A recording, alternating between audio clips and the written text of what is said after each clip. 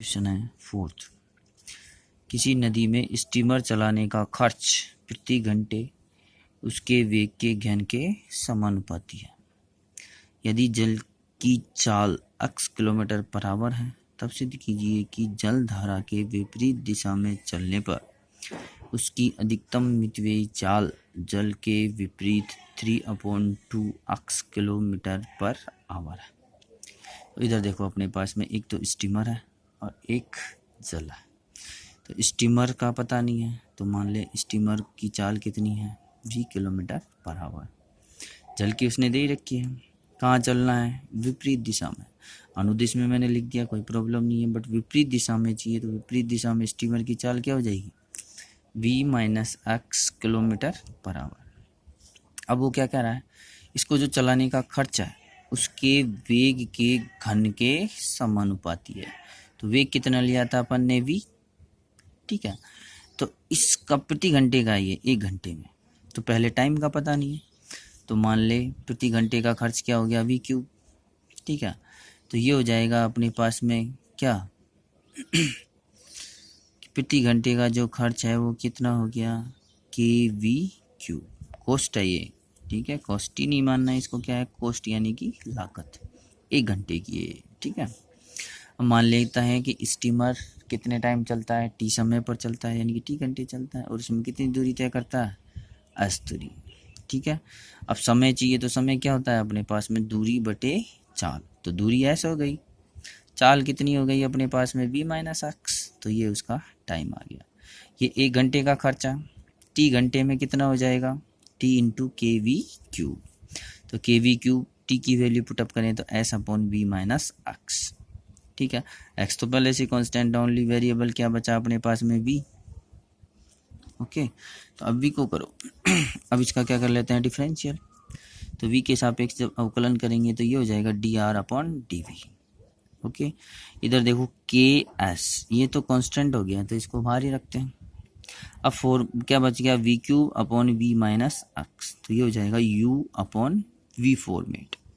u upon v को करते हैं तो v as it is, u का अवकलन यानी कि v क्यूब का अवकलन क्या हो गया, 3v² minus u as it is यानी कि v cube as it is, और u v का करें तो क्या होता है, v का 1 माइनस x कांस्टेंट है 0 अपॉन एलसीएम का स्क्वायर, यानी कि v - x का होल स्क्वायर। अब इसको सोल्व करो, ks मल्टीप्लाई करें तो 3v cube minus 3v² x minus V cube upon v - x का होल स्क्वायर। 3 में से 1 के लेस करें तो क्या बचता है, only 2v cube minus 3v² x upon v - x का होल स्क्वायर। अभी भी क्या चाहिए, डबल डिफरेंशियल, तो डबल डिफरेंशियल करो, d2r अपॉन dv²। वापिस केस कांस्टेंट है, फॉर्मेट वही हो गया u अपॉन v। तो v as it is, u का करें v cube 3v² into 2 6v² minus 3x constant है, v² का करें 2v, तो 3x इंटू 2v कितना हो गया, 6vx माइनस, अब u as it is v का करें तो ये v² का करें तो पहले क्या होता है 2 × v हो गया। अब इसका वापस करें तो v - x यानी v का 1, x का क्या हो गया 0, तो 1 से मल्टीप्लाई करें यही आएगा वापस, अपॉन इसका स्क्वायर यानी कि पावर कितनी हो गई अब 4, ठीक है। अब सोल्व करो ks अपॉन v - x का होल क्यूब। इधर देखो v - x यहाँ पे भी है, यहाँ पे भी है, एक कॉमन आकर इसकी पावर क्या हो गई, कैंसिल, ठीक है। तो यहाँ से v - x single power, 6v² minus 6vx as it is, ये बाहर चला गया, ये बचा only 2 × 2v cube minus 3v² x। अब वो एक प्रोसेस मैक्सिमम और मिनिमम मानों के लिए, dr/dv क्या हो गया 0, तो ये हो जाएगा ks 2v cube minus 3v² x upon v - x का होल स्क्वायर। ये इधर जाके क्या हो गया 0 कांस्टेंट है, ये इधर क्रॉस मल्टीप्लाई करें 0, तो ओनली क्या रह गया 2v cube minus 3v² x equal to 0, ठीक है। तो ये हो गया v² कॉमन आउट, क्या बचा 2v माइनस 3x, v की वैल्यू 0 यानी कि वेग 0 होगा तो नाव चलेगी ही नहीं, स्थिर खड़ी है, और उस टाइम पे कोई खर्च होगा ही नहीं, तो ये कैसे हो जाएगा, इनवैलिड। v की वैल्यू क्या हो गई 3x अपॉन 2, ठीक है, kilometre per hour. Next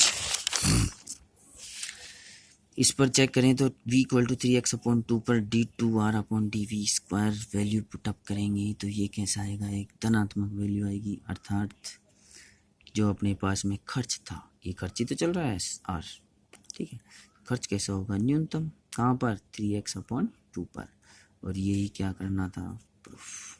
next question number 5, आगे चलो। यदि समकोण त्रिभुज के कर्ण तथा एक भुजा का योग दिया हुआ है तब सिद्ध कीजिए कि त्रिभुज का क्षेत्रफल अधिकतम होगा यदि उनके बीच का कोण कितना है, π/3। किसकी बात चल रही है, समकोण त्रिभुज की। तो समकोण त्रिभुज में 3 भुजाएं होती है, 3 भुजाएं में काम में नहीं लेना, ओनली 2 ही भुजाएं दी हुई है। तो माना समकोण त्रिभुज की एक भुजा तो मान ले x, वो भुजा कोई सी भी हो सकती है, इसको भी ले सकते हैं और इसको भी ले सकते हैं। इसको लेते हैं तो इनके बीच का कोण यहाँ आएगा, ठीक है, और इसका कर्ण कंपलसरी है क्योंकि कर्ण उसने पर्सनली दिया हुआ है, तो इसको मान लेते हैं क्या, y। वह उनके बीच का कोण क्या लेते हैं, थीटा। तब क्या कह रहा है कि इनका योग दिया हुआ है, यानी कि x + y कैसा हो जाएगा, कांस्टेंट। समकोण त्रिभुज है, पाइथागोरस थ्योरम काम में आती है, तो ये हो जाएगा AB² इक्वल टू क्या हो जाएगा, कर्ण का स्क्वायर माइनस आधार का स्क्वायर, यानी कि AB इक्वल टू हो जाएगा √y² माइनस x²। अब इधर देखो 2 वेरिएबल चलेंगे नहीं, क्या चलेगा, सिंगल वेरिएबल। तो यहाँ से एक वेरिएबल को इसमें क्या करेंगे, कन्वर्ट करेंगे। तो ये हो जाएगा AB इक्वल टू y की वैल्यू पुटअप कर दी, k माइनस x का होल स्क्वायर माइनस x²। इसका स्क्वायर खोलें तो k² minus 2kx plus x² minus x² cancel out.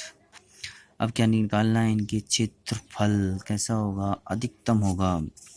तो क्षेत्रफल निकाले तो S इक्वल टू ये हो जाएगा 1/2 BC इंटू AB, ठीक है।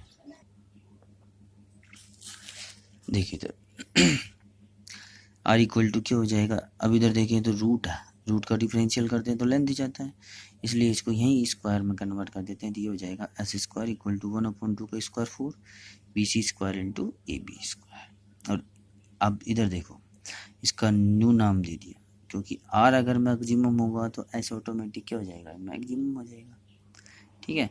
तो अब इस R को डिसाइड करते हैं, ना कि किसको डिसाइड करेंगे, अब S को। तो ये हो जाएगा BC² x², AB की वैल्यू क्या थी अपने पास, k² माइनस 2kx, ठीक है। तो ये हो जाएगा 1/4, इसको अंदर मल्टीप्लाई करें तो k² x² minus 2kx³। x के सापेक्ष क्या कर लेते हैं, इसका अवकलन, तो ये हो जाएगा dr/dx।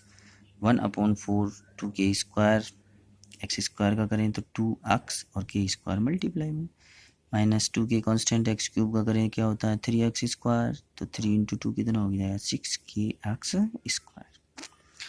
उन्हें x के सापेक्ष अवकलन करने पर ये हो जाएगा d2r/dx² equal to 1/4 2k² minus 6, इधर x² का करें 2x, तो 2 × 6k कितना हो गया 12kx, हो गया डबल डिफरेंशियल। अब वही प्रोसेस मैक्सिमम और मिनिमम मानों के लिए, सिंगल डिफरेंशियल क्या होता है 0, तो इधर देखो 4 इधर जाके क्या हो जाएगा 0, 2kx कॉमन आउट, यहाँ से क्या रह गया ओनली k, यहाँ से क्या रह जाएगा 3x। अब इधर देखें तो x इक्वल टू 0, लेंथ उसकी आधार 0 थोड़ी हो सकता, तो ये कैंसिल आउट हो जाएगा, x की वैल्यू क्या हो जाएगा k/3। अब अपन को क्या चाहिए, उनके बीच का कोण, तो x आ गया, y निकालो, क्या था k माइनस x, x की वैल्यू पुटअप कर दी तो ये हो जाएगा 2k/3, ठीक है।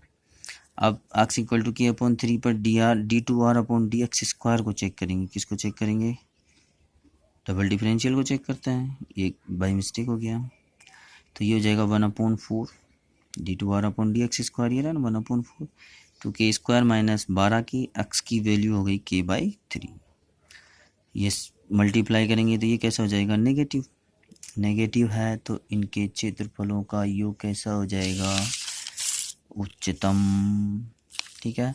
तो ये क्षेत्रफल कैसा हो जाएगा अधिकतम हो जाएगा। अब निकालना है अपन को उनके बीच का कोण, यानी कि आधार था और कर्ण था, आधार बटे कर्ण क्या होता है cos theta, x/y equal to ये x की वैल्यू k/3 2k/3 y की वैल्यू cos थीटा 3 से 3 कैंसिल आउट, के से के कैंसिल आउट, क्या रह गया 1/2। कॉस की वैल्यू 1/2 कहाँ होती है, π/3 पर। और ये प्रूफ करना था कि उसका क्षेत्रफलों का क्षेत्रफल कैसा होगा, अधिकतम यदि उनके बीच का कोण क्या हो जाए, π/3। Okay, next question number 6। यदि किसी समद्विबाहु त्रिभुज के अंदर ए त्रिज्या का वृत्त बनाया गया है, तब सिद्ध करना है कि त्रिभुज का न्यूनतम परिमाप कितना हो जाएगा, 6√3a। क्या किया हुआ है, यहाँ समद्विबाहु त्रिभुज है, उसके अंदर क्या बनाया हुआ है, ए त्रिज्या का वृत्त। तो मान लें ए बी सी एक क्या है, समद्विबाहु त्रिभुज है, जिसमें ए बी बराबर क्या हो जाएगा, ए सी। और इसके अंदर ए त्रिज्या का एक क्या बना दिया, वृत्त। इसकी त्रिज्या क्या हो गई, ए हो गई।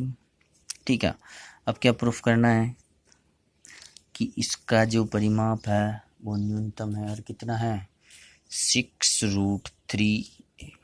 तो ये हो गया, इसके अंदर ए त्रिज्या का वृत्त बना दिया।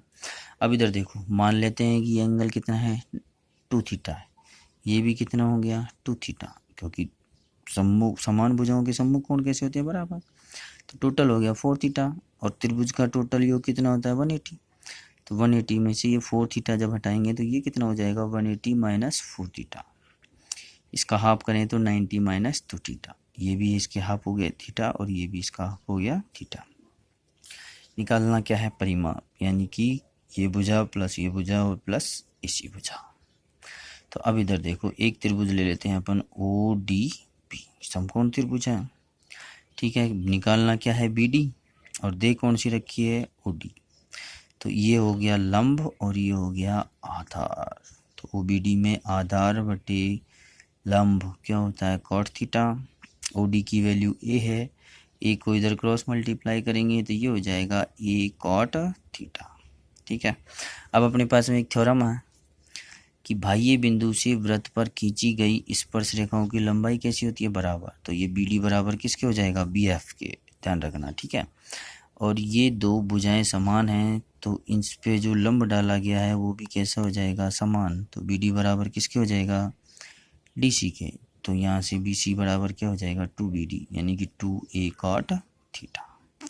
ठीक है, ये भुजा आ गई बी सी, इसके साथ में अपने पास में बी एफ आ गया। अब चाहिए अपन को क्या, ए एफ, ए ई और ई सी। तो ए एफ किसके बराबर हो जाएगी, ए ई के, और सी डी के बराबर हो जाएगी सी ई। ठीक है, तो डी सी के बराबर क्या हो जाएगी, सी ई, जो डी सी किसके बराबर थी, ए कॉट थीटा के। तो ये भी फाइंड आउट हो चुकी है। अब किसकी रिक्वायरमेंट है, ए एफ की। तो त्रिभुज लेते हैं ए ओ एफ। ए ओ एफ में इधर देखें तो ओ एफ है या नहीं है, ये हो गया इसका आधार। तो लंब बटे आधार, O F upon B F बराबर क्या हो जाएगा, tan थीटा। वैल्यू पुटअप करें तो A B F equal to tan theta. इसको इधर लेके जाएंगे तो बी एफ की वैल्यू हो जाएगी ए कॉट थीटा। ठीक है, तो समकोण त्रिभुज में बी एफ तो पहले ही आ चुका था। अब नेक्स्ट चेक करते हैं O F upon A F, यानी कि लंब बटे का आधार। ठीक है, लंब बटे आधार क्या होता है, tan थीटा। तो यहाँ से लंब कितना आ गया अपने पास में, O F A F cot 2 theta. ये था 10, तो थीटा की जगह क्या था, 90 माइनस 2 थीटा। 90 माइनस 2 थीटा किसके बराबर होता है, कॉट के। तो ये हो जाएगा A F equal to A tan 2 theta. ठीक है, ये ए ई के इक्वल है। अब इधर देखो, भुजाएं अपने पास में आ चुकी है। ए भी देखें तो A F plus B F, A F plus B F, A F A tan 2 theta है, बी एफ कितनी थी, A cot 2 theta. B F B D के इक्वल थी ना, तो बी डी कितनी थी, ए कॉट थीटा। ठीक है, same as it is A C किसके इक्वल है, ए ई प्लस ई सी के। ए ई किसके इक्वल थी, ए एफ के। तो ए एफ कितनी थी, ए tan 2 थीटा। सी ई किसके इक्वल थी, डी सी के, और डी सी कितनी है, ए कॉट थीटा। ठीक है, अब त्रिभुज ए बी सी का परिमाप यानी कि तीनों भुजाओं का योग, वैल्यू पुटअप कर देंगे। ए tan 2 थीटा और ए tan 2 थीटा कितने हो गए, डबल, और ये हो गया 1 2 2 and 2 4। तो ये हो जाएगा 2a tan 2 theta plus 4a cot theta. Single variable रहेंगे ना अब थीटा। अब अवकलन कर लो, थीटा के सापेक्ष अवकलन करें तो क्या हो जाएगा, d s upon d theta equal to 2a sec square two theta into 2, क्योंकि 2 थीटा का करेंगे तो वापस 2, माइनस 4a कॉट का करें तो कॉसेक स्क्वायर थीटा, तो ये हो जाएगा 2 into 2 4a sec square two theta minus 4a cosec square theta. पुनः थीटा के सापेक्ष अवकलन करें तो d2 एज upon d theta square, 4a constant है, सेक स्क्वायर का करें तो 2 सेक टू थीटा, तो 2 इन 4 क्या हो गया 8, सेक का वापस करें तो sec theta into 10 two theta, two theta का वापस करें 2, minus 4a constant, sec cosec square का करें तो 2 बार यानी कि 8 कोसेक थीटा, और कोसेक थीटा का वापस करें तो minus cosec theta cot theta. इनको मल्टीप्लाई कर दो, 2 इंटू 8 कितने हो गए 16a, sec square two theta 10 two theta plus minus minus plus 8a cosec square theta into cot theta. अब उच्चतम और निम्नतम मानों के लिए क्या हो जाएगा, d s upon d theta equal to 0, value put up करें तो 4a sec square two theta minus 4a cosec square theta, यही तो था। अब यहाँ से वैल्यू पुटअप कर लो, 4a कॉमन कांस्टेंट था, कॉमन आकर क्या हो जाएगा कैंसिल, इसको इधर ट्रांसफर करें तो ये हो जाएगा अपने पास में अब sec square two theta equal to cosec square theta, या तो सेक स्क्वायर को कोसेक में कन्वर्ट करो या कोसेक को सेक में कन्वर्ट करो, तो कोसेक में कन्वर्ट करते हैं तो sec square π/2 minus theta, sec square cancel out, compare करें तो 2 थीटा इक्वल टू क्या हो जाएगा π/2 माइनस थीटा, इसको इधर लेके आए तो 3 थीटा इक्वल टू π/2, थीटा की वैल्यू आ गई अपने पास में π/6, थीटा इक्वल टू π/6 पर d2 s upon d theta square, यानी कि 6a सेक स्क्वायर π/3 10 π/3 प्लस 8a कोसेक स्क्वायर π/6 कॉट π/6। कैसा आएगा ये धनात्मक, क्योंकि सारी वैल्यू कैसी है फर्स्ट क्वाड्रेंट में है, सारे पॉजिटिव हैं। अतः त्रिभुज का परिमाप कैसा होगा न्यूनतम। अब प्रूफ क्या करना है कि परिमाप कितना होना चाहिए 6√3a, तो एस की वैल्यू फाइंड आउट करनी है, 4a tan 2 थीटा के प्लेस पर π/6 plus 4a cot theta π/6, tan π/3 की वैल्यू √3, कॉट π/6 की वैल्यू √3, 2 and 4 कितना हो गया 6√3a, और यही प्रूफ करना था। Okay, thank you.